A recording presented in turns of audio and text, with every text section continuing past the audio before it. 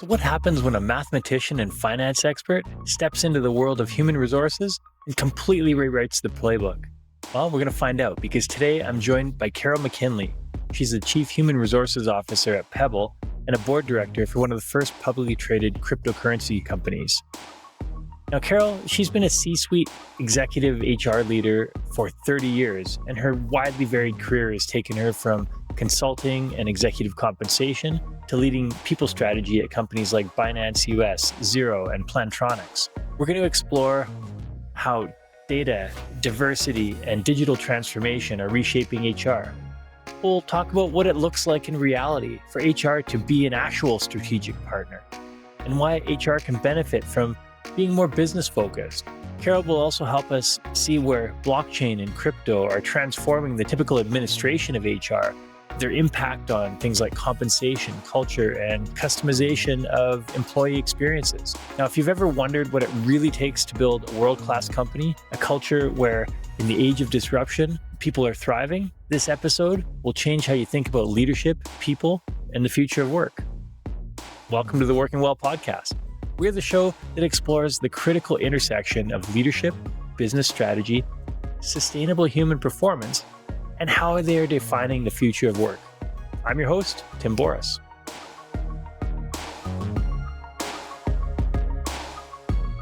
Carol, so great to have you on the show. And I've been looking forward to this for a while because I know we're going to dive into some great topics here around HR and strategy and crypto and the future of work. And there's so many different topics that we're going to dive into. But you have one of the most unconventional backgrounds for a CHRO that I've ever seen. Math degree, MBA, tax and accounting, consulting, even crypto. So what led you to HR? So I ended up in HR after a stint doing executive pay consulting, which is part of HR, but it's kind of different. And ended up working for a company where the VP of HR quit and they said, you can do this. And we know you and we trust you. And so I've jumped in, but it makes me a really unconventional CHRO because I didn't rise through the profession. Yeah. And so I have deep respect for the folks that actually do the work, and HR is a huge umbrella of activities. And so I'm learning every day. I learn from the team and I work with and not, no one works for me. I work with them and they teach me and I teach them. So it's very cool. But yeah, I come in with a business background with kind of a CFO's mentality. And so I spend my time trying to run the department for the best of the company and the employee. I kind of sit in the middle there. I used to use the word ombudsman, which is, now I've looked into it, it's the wrong word. But sitting in the middle and saying, what can I do to make it best for everybody? Make this the best experience for everybody. And each experience is different. So that's my consulting hat coming in of saying, take a look at what this business is doing and what they're trying to get accomplished, and then come back with some programs that work for them. So yeah. Well, and I love that because I end up consulting a lot and working with HR departments, but my background's not that. I'm the entrepreneur side, Right. the human performance side in previous life.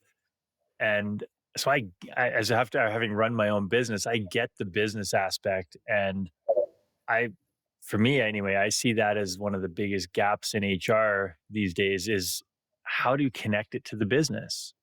Right. And I often made the joke in the past about you'd always have the C-suite titles, CFO, COO, CEO, and then a VP of HR.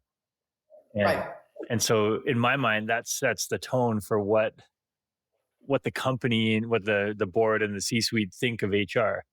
And so how do you see HR evolving and where does it go in the future? So that's a big one, right? With AI, with the rise of AI. And I think we're talking a good game right now and nobody's really implemented yet. But where HR, part of the reason you get this VP of HR is people look at the administrative tasks, right? And I tell people my day is filled with 1,000 1-minute tasks. And so when I say, can you help me, please? People are like, that's a minute. And I'm like, you don't understand. I have 1,000 1-minute tasks to do. There's a lot of administrata and just day-to-day calls that you have to go. With AI coming in, a lot of that can drop away. And where HR goes from here is to the cool work, right? The programmatic work that we can build for each person. And you and I were talking about this the other day, building an employee concierge function, making it so that I can personalize the experience you're having at my company. And that might be quite a bit different from the guy sitting next to you. That we can actually get to know you as a human being and make your life better while we make the company better. And with that, you will care more about the company. You'll want to stay with me, and we can have a good experience together for the long run. But that is where I see things going. But that's part of why you go back to a lot of what we could do in HR. We could actually hand off to the CFO.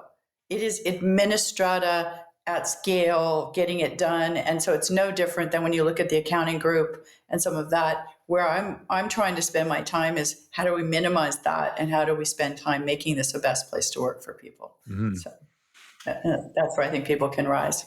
Yeah, and obviously over the last 5 years, particularly, we've seen a massive increase in HR being seen as a strategic partner in the business, right, which is great to see. But you were in the C-suite in HR way before it was cool, like back in 95, yeah, 2000s, around there, right?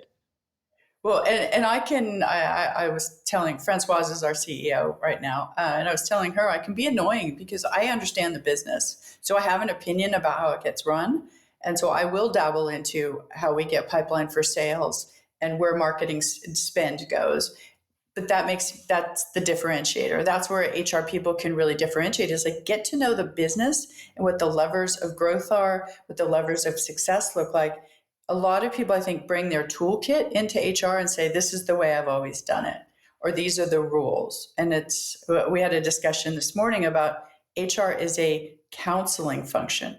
So you may decide to do something that I find very distasteful even, but I'm here to give you counsel. You're there to make the decision. You're the business owner, right? And you know that as an entrepreneur. But that's another differentiator. Is a lot of HR people get hard and fast about the way things must be done, instead of enabling the business to do what they may want to do in the best way possible, right? And so there's a different mindset there too. Yeah, and where I see the strategy coming into it on the HR side now is to be, again, that trusted advisor, counselor, partner, whatever you want to call it, but to help the rest of the C-suite see these hard business decisions through the lens of people and people, right, performance. Right. Yeah. No. And I'm sorry, I'm full of examples from today, but like just in the morning, we talked about a hard and fast policy that would apply to everyone across the world. And when I really got down to it, it's like it was for 5 people. And I look at the disruption that would come by coming up with an hard HR policy and sending it out to everyone who say, this doesn't really apply to me. I don't understand why you're sending this to me. And we get disruption from that, rather than saying, let's have a heart to heart with the 5 people that we really want to do things differently and affect change there. So that I keep coming back to customization of actually diving into what are you trying to accomplish, and just building up a policy book or a SOP around things that could be just customized and made good. So yeah, is unique in their own way, right? Overall, though, what do you think HR leaders often misunderstand about the business and the performance of the organization? Well, you and I talked about performance too. So to get the best out of people, they need to understand their job. And so often we hire people with a job spec that's a marketing piece.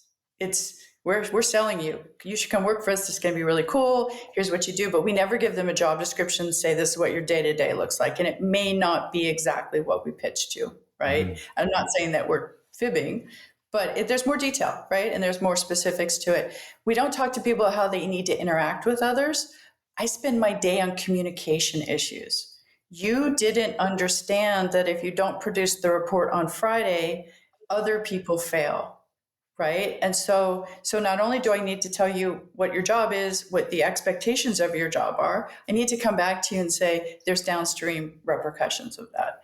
So, I mean, people feel successful when they actually know what they're supposed to be doing, right? It's like they go, you asked me to do these 5 things, but we don't in a startup, and I'm a startup person. A lot of times we don't spend time on, what we call career pathing, but it's really like, what does it take for you to get to the next job? What do you want to do? And it may not be, if you're a sales rep, you may say, I really want to work in marketing. That's my goal, is to go over there. So spending that quality time with you on what your rise to fame looks like, and then we can correlate that with what our success looks like and how you're going to pull the levers of success for the company too. So I go back to communications and then performance management. We can wait for the annual review. I can do a novel to you about, what you did and didn't do right this year. But having those one-on-one meetings where I'm actually course correcting you is way more important. Oh, So yeah. And so much to unpack in just what you said there. But yeah, yeah, when those paths don't align of where the employee wants to go and the company's going, let's have that conversation yeah. and communicate that and get on the same page so we can help each other out. And uh, Yeah, and you tell me where you want to go. I mean, I have lateraled people. I think you asked me before what my claim to fame is, or one of my claim to fame. I have made people's careers. I am the queen of taking the receptionist and making them into a successful business leader over the long haul. Of sitting and talking, what do you want to be? So my example is a receptionist who wanted to be an accountant. And I said to him, I know, I see your personality. I don't think you're going to like this work. I think you have different angles here, but I don't think that you want to sit and process things. It's a perfection job, and I don't see you being the perfectionist. So I don't think you're going to be successful, and I don't think you're going to like it. We course corrected him and moved him into comp, and he's now the director of comp for a major public company. So, up you go. I took a facilities person and said, what do you really want to do? And she said, I'm not sure, but I'm really good at systematizing things. Well, she's now running the FP&A platform for a major public company too. So we got her in, she implemented Workday for me, and she went on to do that. But that whole pathway, you'll hear me say that over and over again, that whole pathway of customizing things for people and really hearing them is what's super key. And you get performance then. People are happy with their jobs. So I think you nailed it when you said the communication, because those conversations are most of the time not happening. right. As a executive coach, leadership coach, I have tons of these conversations. A client starts a coaching program with me, and they be like, talk about their goals, and I'll say, like, so what does success look like for you? And they just like, or they, Yeah. and they have, no one's really had that conversation with them before. Right. And whether or not they would not only what is success look like, and where are you on the pathway to that, right? It's Yeah. so people avoid communication. So I wrote an article a long time ago about firing well. Mhm. People don't like to fire. It's scary. I'm going to ruin your day. I'm going to ruin your year potentially. But it's going to happen, and the best you can do is treat that person as a human. Give them the best exit you can. Treat them the way you would want to be treated. Golden rule, right? But it goes back to communication again. It's like, if someone's not successful with you, it doesn't mean they won't be successful someplace else. I have seen people stratospherically get better jobs. I have an example of one just the other day where I did let somebody go, and I watched her get a stratospherically better job because it wasn't a good fit with us. Yeah. It didn't mean she was bad, but you have to wish them well, treat them well, help them find a job, and do all those things. But it goes back to, again, customizing the experience. It's, but people go in saying, where's my script? How, we're going to do this. We're going to cut their systems because they're now, 5 minutes ago we trusted them, now they're a criminal, and we're going to do that. So, but what resonates with your company and gets performance better is if people see people leaving treated well, everyone else knows they'll be treated well too if things don't work out. So, Mhm. So so yeah. we talked a little bit about what HR often understands or misunderstands about the business side, but what do you think executives misunderstand about HR? It's not just executives. Ask the average employee, what does HR do, and they will tell you payroll. Yes. Almost invariably, they'll say payroll. And well, in this company, I don't do payroll. I've had payroll be part of my org before, but it's like, well, actually, no. And then they go, benefits. And you go, well, yeah, I have a person running benefits, and they're, they go out and they do the bid and they get, but what else? And then they get kind of lost. And then you ask them what systems we're using. And I'm thinking most HR departments are using a multitude of systems, which isn't great, but it's true. And they don't have a clue. And they're like, I didn't know there was a performance management system. I didn't know there was an onboarding system, right? And it's like, well, if you didn't know, you don't value what we're doing, right? Because you didn't participate in it, you didn't use it, you don't, and all the things that we think we're doing sometimes that are just amazing work. If people don't even know the system exists or don't remember that this is part of your charter, isn't that interesting? So we spent time trying to get out there and talk to people about the fact that we're the ones we are actually looking at your equity to see if it's fair. We're looking at your comp to see if it's fair. We're making sure that the data in the system is correct so that when somebody does dip in to take a look at your career, they've got the right data. But a lot of that is where the business devalues you. Right? They don't understand all the things you're doing in the background. And to your point about being a coach, I spend an awful lot of time coaching people. It's like, you could do this or you could do that. Here's the outcomes. And a lot of times people don't play the chessboard out, right? It's like they're not thinking 5 steps out about what's going to happen, Yeah. Yeah. And so what are some of the top tips or strategies you've learned to shift that narrative? Yeah. Well, I mean, you have to open your mouth, right? And so a lot of times HR doesn't get a seat at the table because they sit there quietly thinking, I'm not a participant. I'm not, I'm in the background to hear and then take this away and go operationalize it. You have to have an opinion, and that opinion is valued. And I think people don't realize that a lot. That some coming in and saying, I've thought this through. If you do this, we're going to get up in litigation. If you do that, it might be an easier pathway, right? But you have to play the chess game out. And I think that's a missing link for some people of just not feeling empowered to talk. I think that people have it in their brain. I just don't think people feel empowered to be at the table and do that. So yeah, and it sounds like some of it is that legacy mindset of administration, right. HR being the administrative function, not the strategic function, and both are Yeah. important. Like obviously, people want to get paid, and having a benefits program and all the other administrative sides of HR they're needed to run operationally. But there's this other missing piece a lot of the times from the strategy. So how do you think you start to shift the mindset of HR to think in that way and step up? Well, the first thing is you need to free yourself from these thousands of tasks, right? So getting your operation to hum. So my first scorecard for myself is I go to the CEO and say, what are you hearing about my department? And my golden ticket is when they say, no one's mentioned HR in a while. And I'm like, oh, that's actually an A, right? IT is the other group that I always say, like, it's either negative or neutral. No one's ever saying, wow, that's the best. Like, unless you're throwing them parties all the time. So if people say it's working, I'm like, that's great, we're good. But then that frees you up to go and actually get involved and say, we can organize better. We should be paying people differently. We should change things up. We should spend quality time just reviewing what we're doing. And one of the things I like to do is especially because we're small, you could take the benefits bid package, find out which carriers decided to bid on your medical, and send that to the entire population that's going to be, because it just fills in information. It's like, a big carrier X decided they didn't want to work with us. So don't be mad at me that you didn't get big carrier X. They said no. And people go, oh, I had no idea. But you can get, again, going back to, you can spend more quality time with people.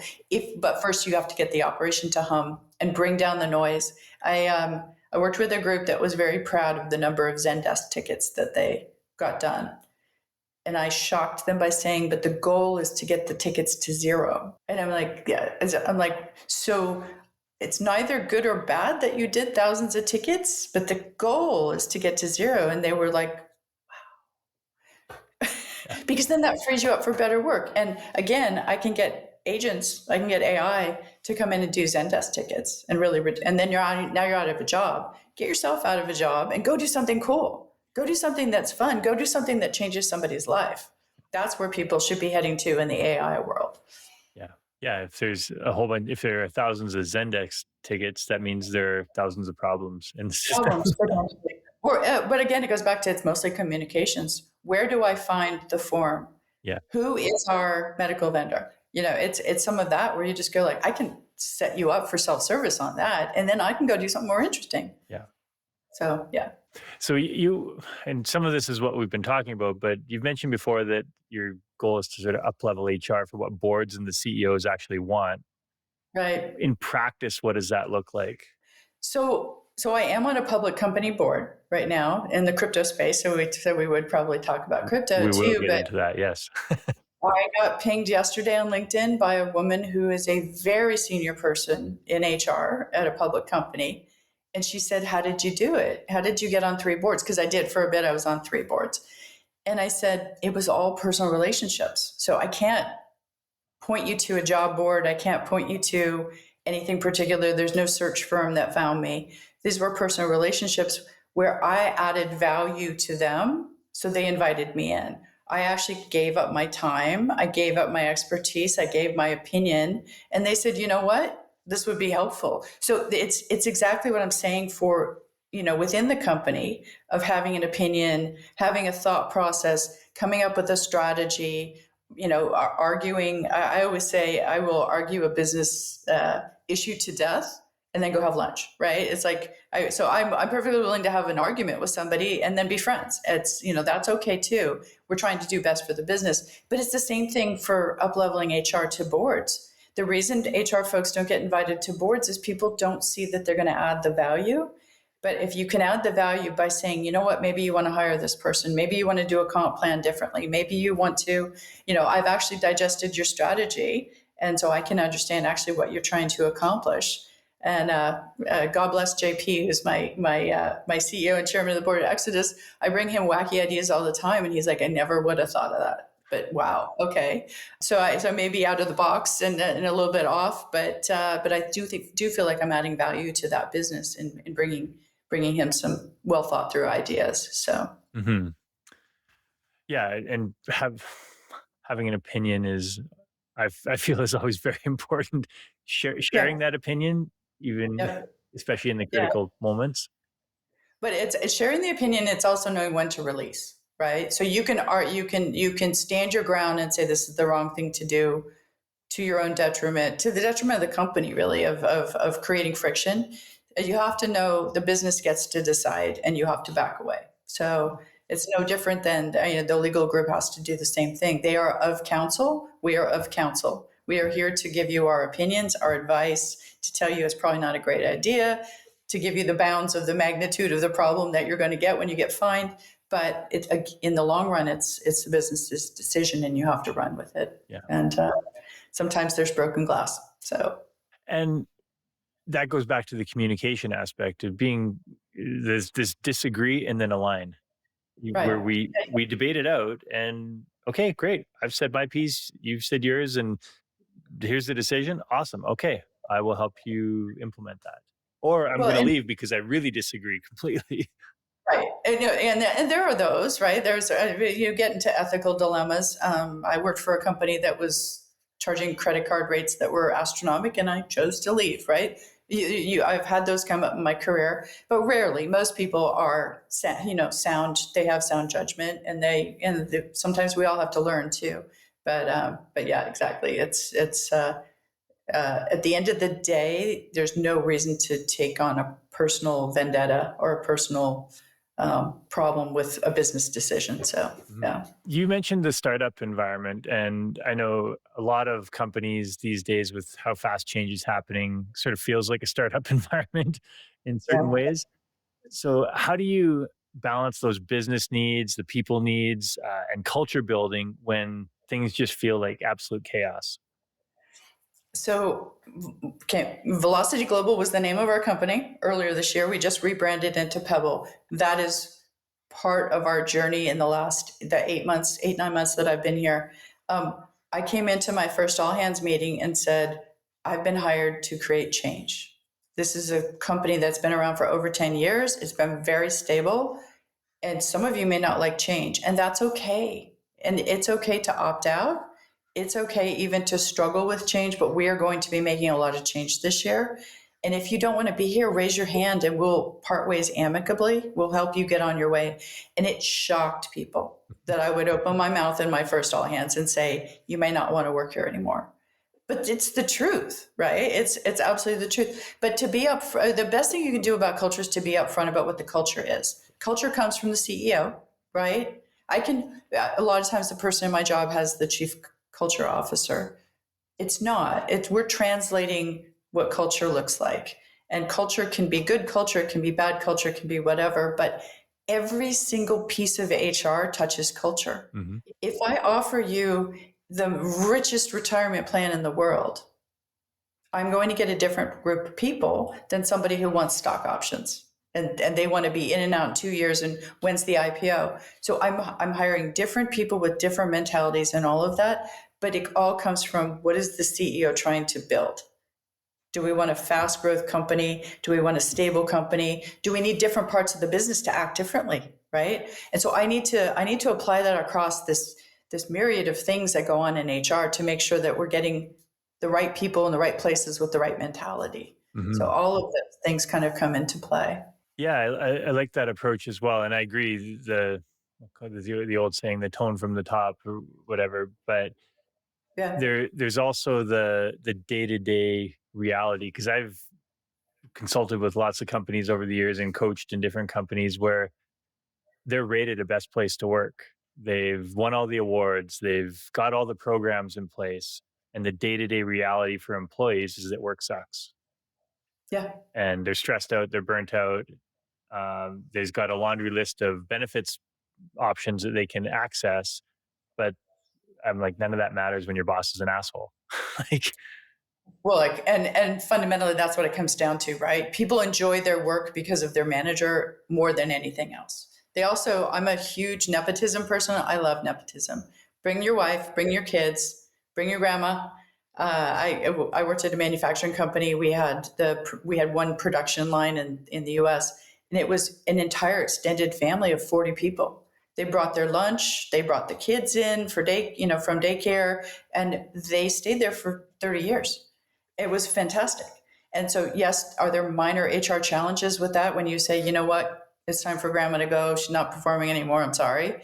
Yes, but I would rather have the stability and the fun that comes from having people's extended friends and family come to work every day. And that's very different from other HR people, but you can get by. You just have to say, you know what, sometimes things won't work out and it's okay, we're bringing your brother in. You need to kind of roll with that too. So, mm-hmm. Well, that's a whole other episode to talk about how HR influences learning and development and leadership training, and so that those the daily reality of the employee experience is shifted to align with what the CEO is talking about. Yeah, no, exactly. But going back to your manager. So one of the things I said this at a conference a long time ago and people were shocked, but one of the things that my CEO at Binance, when I was at Binance US, came up with, so I can't claim credit for it, a brilliant idea was to do the world's biggest 360. So instead of you selecting the people you want to give you a 360 review, or your boss selecting the people that they know you interact with, this is an open scorecard. Everyone in the company gets a list of everyone's name. And you can give 10 positives and 10 developmental pieces of feedback. And so you may not even know 80% of the people on the page. So you let those go and you look at the people you know. We allow you to opt out. You can say, I don't want to participate in this. It sounds really scary. It might not be anonymized and all of that. But we did it the first time. The whole legal team actually opted out, saying, oh, this sounds really icky, and we're not going to do it.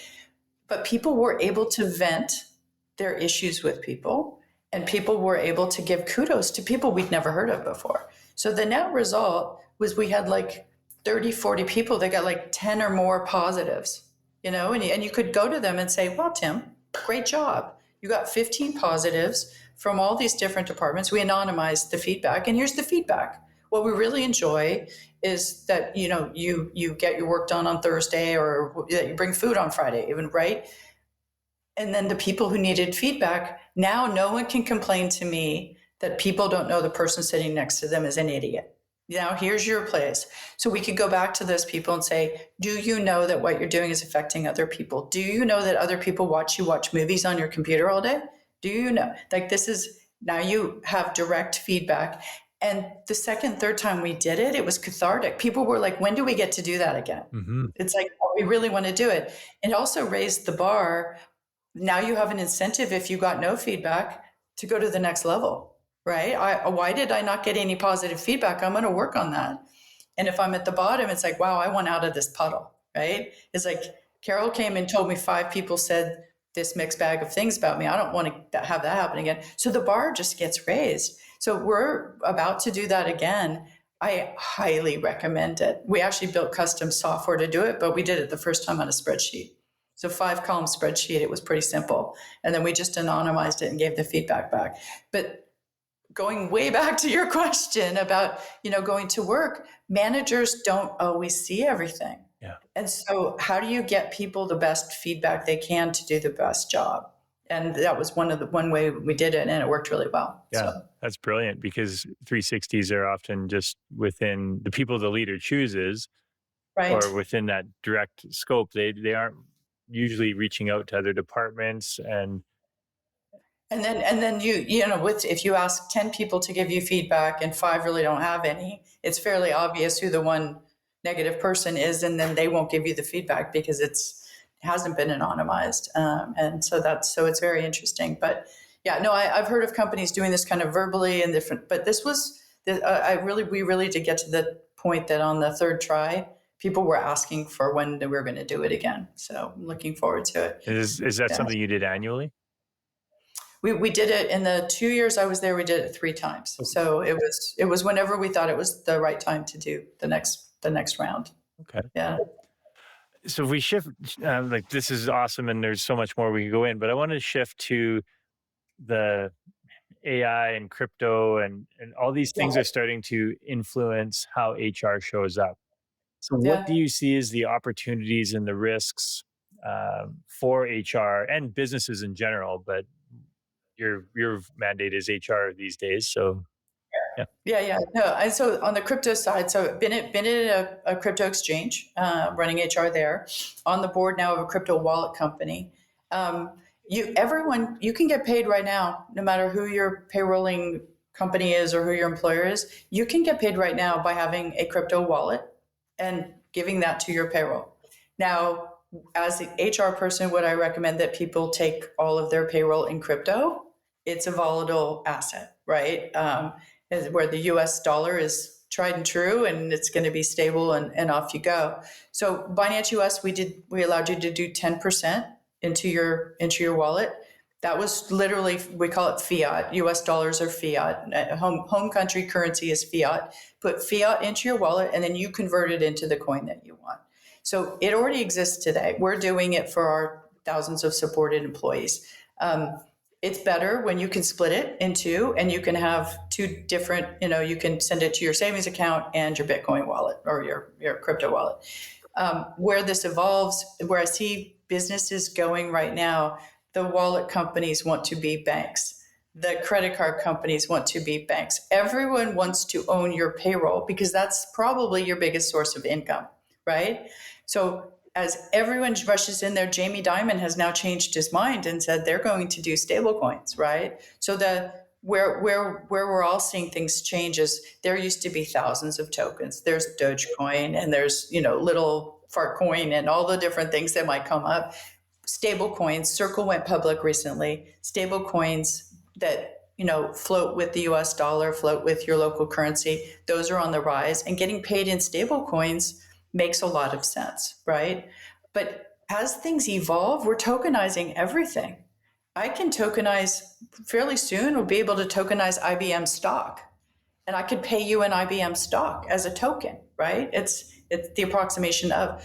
That is where people are not ready. So I was talking to an HR software vendor the other day, and they were patting themselves on the back because you could see salaries in pounds and lira, whatever.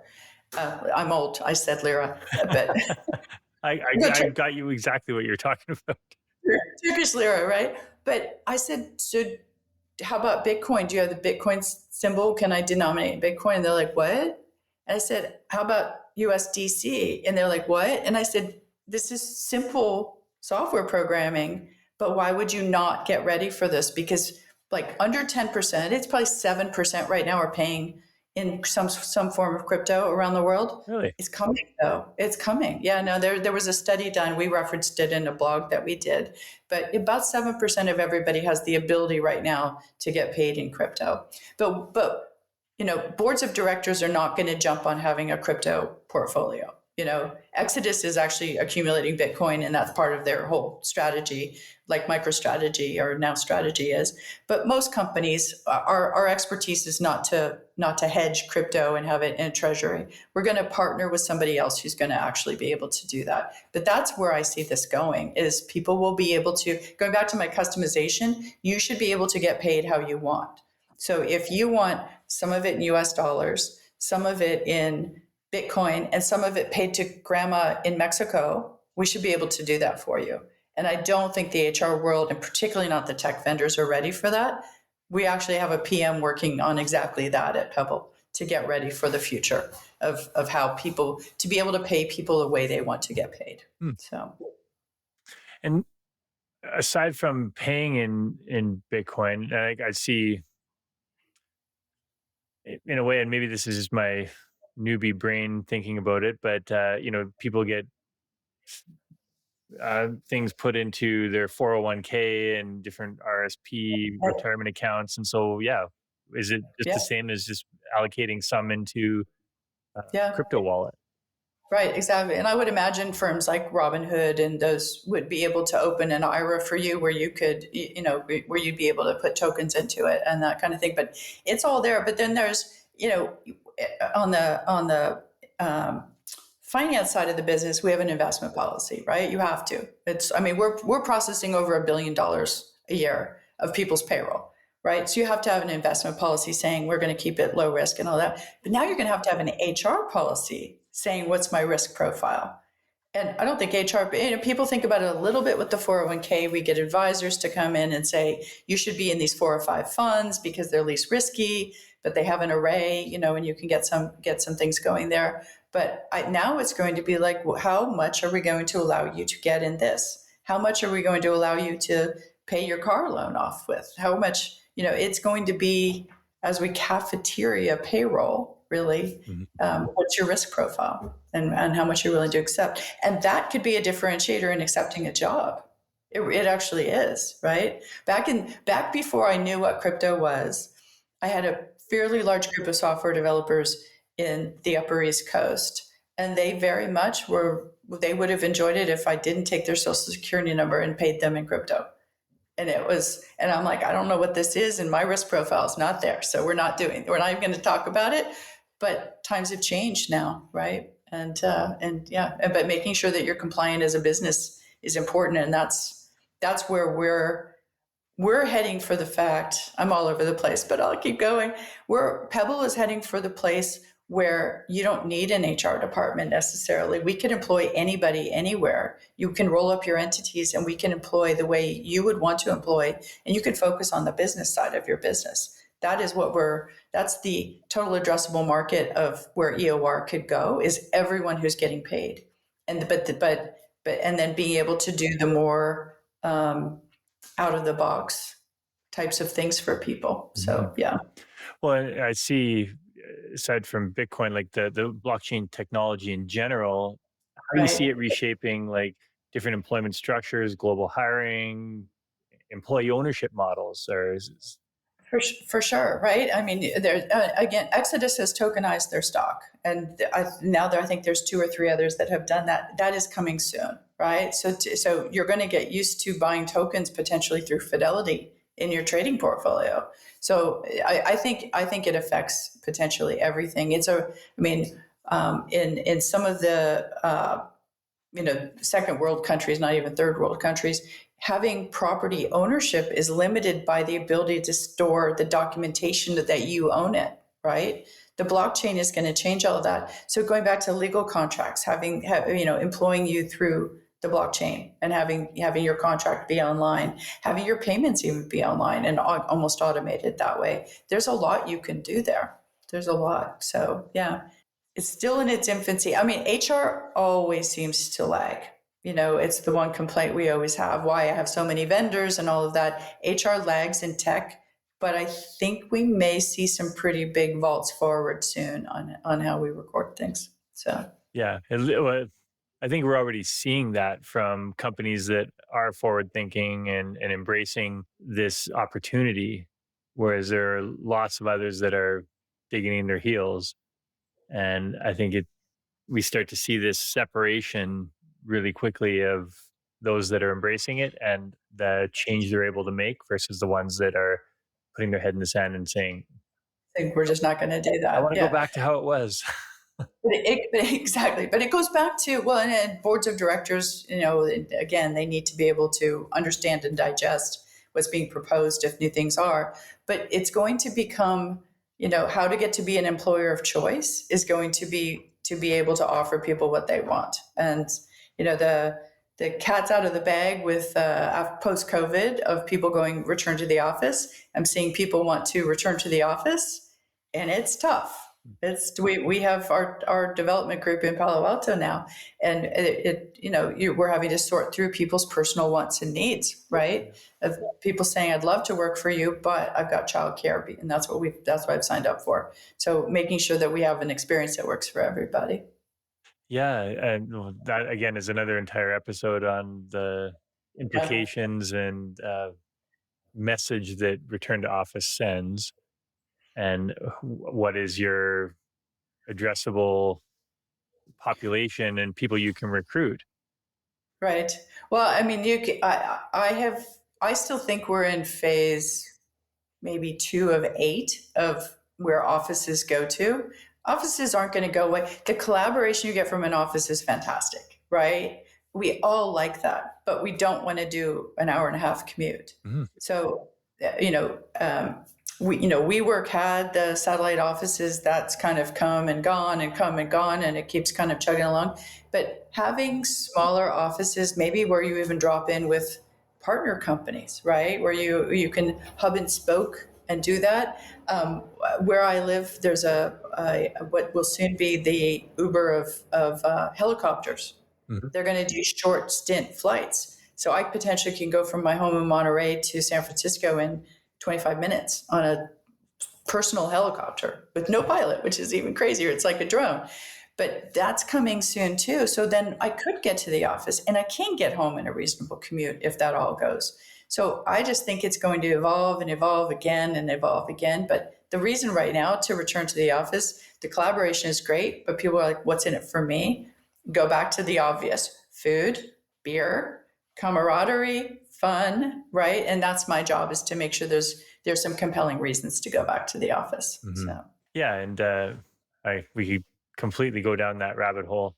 yeah, no, it's Yeah, out I've there. talked to some people on that have a completely globally distributed workforce. I've worked in organizations that way, contracted with them, and it works. And you can create great culture and great camaraderie with people overseas in Yeah, any place. It's how you structure it. What's the culture you build? right. How are leaders promoting that, championing it, and modeling it throughout the organization? Well, and we haven't called it that here. I've called it this in past lives, but having a virtual office manager, someone who's responsible, you're alone in country X, and there's 5 people in your general region, making sure that you're having a good experience, that you're not feeling alone working from, your kitchen, and you never get to go anywhere or do anything. Having and that experience may be different for you and your little team of people than others, but we're trying to do that here too. We're in over 40 countries just with our internal employees, 45, I Yeah. think. And making sure that people don't feel like we're US centric. It's all happening here. If you're not here, it's not a good place to work. Making sure that we're hitting the pulse points across the world so that people feel included. but you have to have somebody assigned to that. It doesn't just happen naturally. You have to have somebody focused on what we do. Yeah, So I love that. I've never actually heard that virtual office manager title, and makes perfect sense. what a fun job, right? Yeah, I've What a fun I've job for just somebody. expanded my mind and learned something today too, which is phenomenal. Love That's it. great. No, that's All awesome. right. Good. So again, I we might have to do another podcast because there's so many more things to discuss. Diversity, culture, human centered leadership, the learning and development aspect, stuff we could dive into as well. But to sort of bring it back to what we've talked about on the strategy side of HR, how the changing impact of crypto, blockchain can, and even just the relationships between HR and executive leadership and the board and the employees. What's your overall summation of the next steps people could take, like an HR leader could take to start creating that change? I think for an individual that's already in the job and is wondering where they go, I think people will tell them. I think if you go to the business leaders and actually say, I'm really looking for real feedback. I'm really looking for how I could differentiate myself. Am I doing a good job just making the department hum? Is that all good? But what can I do to really have you appreciate my opinion? Right? And what do you think I need to learn? I think there's, so often we promote people to the top that kind of vaulted through the whole L&D process. They were just smart people. They figured it out. But what do I need to learn, right? Where are my blind spots? What do I need to learn, and how can I support you better? I think people do the support you better, but really support you better. So I have a software idea, and now I'm going to tell your whole podcast thing. I keep giving this away, and nobody takes it. I would love to be able to know everything about all my employees. So I keep saying it's like eHarmony meets some sort of system that is almost like a dossier system, right? So I'm going to ask you 500 things about you. I know your wife's name, your dog's, breed. I know your birthday, blah, blah, blah. I know everything about you.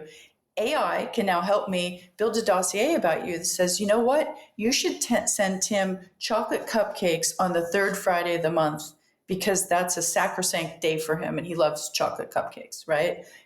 Customizing, going through that. But with AI, I've always said this would just be great. Like if I had an index card file saying, it's your wedding anniversary. Okay, great. I'm going to do something for you. Oh, we should be looking at your pay about now. Okay, we've got that. But with AI, it could come up with fantastical things, right? Send Tim likes white shirts. Send Tim a new white shirt because he likes the ones from Nordstrom's, and do that 3 times a year, and he's going to actually appreciate you, right?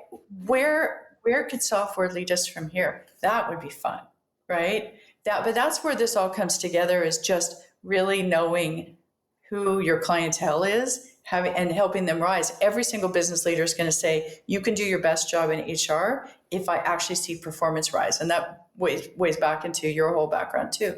We spend time making people happy, but not making performance rise. And I think that's the keys to the kingdom, right? You will be successful if people say people got better because you were here. Absolutely. I love that. The saying I often use is, we have all kinds of wellness, but we don't have well-being. Right. And Yeah. Yeah. so the gap, how do we? Well, psychological well-being too. If I know you believe I'm doing a good job, right? And I believe that you've gotten better because of me and you give me kudos for it. You're happy, I'm happy, right? We both go back and forth. But again, it's doing things the same way and not asking for feedback about how to get better. I think that is one of the levers that people can use. Mhm. So.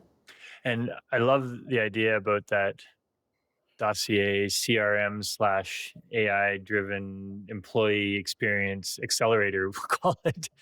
Yeah, exactly. I mean, I think the tools are all out there to do that, where I don't even need to touch anything. It can just come back to me and say, this is Thursday. Here's the 10 things that you should do to make these people feel like they're included here, Mm-hmm. and to get the feedback they need too. I mean, I made examples of giftings and things, but it goes back to just, it's time to give this person feedback, Yeah. right? It's time to go out and get feedback for them, all of those things. But yeah, I think it's fun. I'd be remiss if I didn't mention it, and I heard lots of people say it before, but where does the privacy come into that? How do you balance the?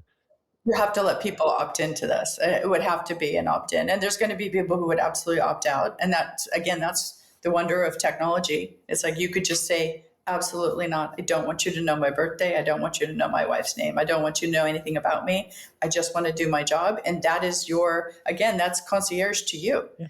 Of like and there, I've always had, because I've always been around software development, there's people who want to work 2 days a week, 24 hours a day. Mm-hmm. And they just want to be left alone to go do that. And it's like, get your job done. That's great. I will stay out of your hair. Right. We'll provide you what you ask for. And if you ask for nothing, that's fine too. So, yeah. Yeah. And based on what we talked about today and our previous conversation, I love the concierge aspect of it and that customization. We have the technology to do it. Mm-hmm. It's just really shifting the mindset of organizations, executives, HR, to be able to provide that. And to an extent, shifting the mindset of employees to know that it's possible. Right. Right. And get shifting the mindset to know it can be done at scale too. Yeah. So, we're hundreds of employees. A small startup could be like, oh, this would be easy, right? But that's what people like about small companies is the founder, CEO does know you, did meet your family at the picnic, does remember you. And that intimacy gets lost over time. But with technology, there's no reason why we can't embrace small company core values, I guess, right? At scale. It can be done. Yeah. Awesome. Okay. Little quick rapid fire to wrap up here. Okay. What's one belief about HR or leadership that you think most people need to unlearn? That we're administrative people. Okay. I think there's very few anymore. I think that is going back to personnel, right? It's almost that mentality from 30 years ago, 40 years ago. So, yeah. What's one philosophy that you've embraced that you feel has made you a more effective leader? I believe strongly in transferable skills. So the one thing I hate is to see people regurgitate the same people because to crypto, when you come to me and say, I want somebody with 20 years of experience in crypto, and I go, well, that doesn't exist. So now we're going to find the person who has 15 years and regurgitate them again and again and again because there's only 5 people in the world who have the experience that you're looking for. I believe heavily in transferable skills. That's what brings you diversity. I believe in diversity of thought, not diversity of skin tone and gender and all that. That's all good too. But I believe in not surrounding yourself with people who look and act exactly like you and think exactly like you. So if you look at transferable skills and say, I can actually take what that person knows and bring it over here, they will learn and I will get an outside viewpoint of what's going on. I believe very strongly in that. Very, very strongly. Okay, I think this maybe answers the next question, but how do you personally stay future ready as a leader and a human? Oh gosh. Well, like I said, but when we started, I try to learn from my group, right? And I constantly am tossing people and telling them to go demo new products and bring me back things to learn. So my group finds that I'm bombarding them sometimes with, you should go to this seminar, you should test drive this software, you should go look at what's going on here. There's always something better around the corner and or a new thought process going on. So I use my captive audience of 30 people or so to help me learn and stay current. Yeah. Perfect. All right. One last wrap up question. Many of the listeners here are senior leaders and HR professionals. If you could leave them with one challenge or mindset shift for the next 12 months, what would it be? Oh gosh. Well, I scarily, sadly, am worried about the next little bit here, with the stock market where it is. I'm hearing people call October 99, which I lived through, right? I lived through 2008. I remember the day that a dollar was worth 99 cents or 98 cents. I'm worried about that, and I'm worried about the impact on employees